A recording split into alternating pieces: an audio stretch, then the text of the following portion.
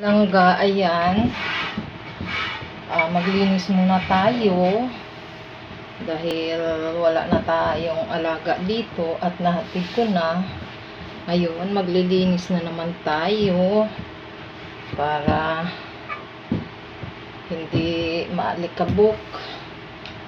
Kasi yan lang araw-araw gawain natin. Kailangan natin maglinis. Nung maliit yan mga kalangga, talagang parang mag-give up na ako. 1 to 3 months. Yan, naghirap ako dyan. Hindi ako makatulog. Natutulog na ako madaling araw. Na yung maririnig mo na yung nagpuputput ng na nagtitinda ng pandesal. Yan, saka na lang makatulog. Siyempre, maglalaba pa ako, maglilinis. Alaga ko pa siya. Talagang hindi talaga yan gaanong natutulog yung alaga ko ngayon. Pero ngayon napakaswerte ko. Bawi naman ako at hindi talaga siya mahirap alagaan. Hindi kagaya ng ibang bata na makulit, yung pasaway.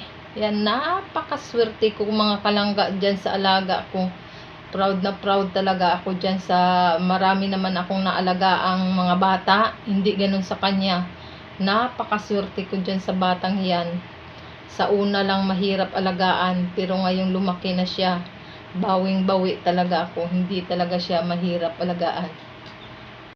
Katapos kong maglinis ng kwarto ng aking alaga, dito naman ako sa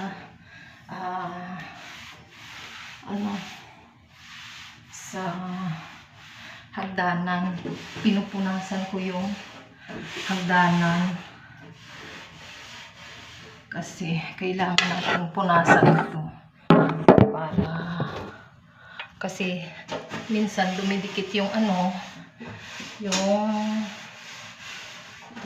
alikabok, kaya pinupunasan ko ng basang-basahan.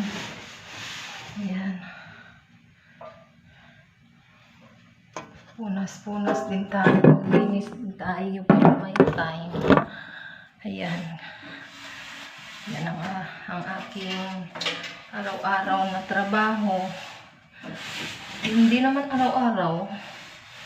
Bagya-bagya lang ang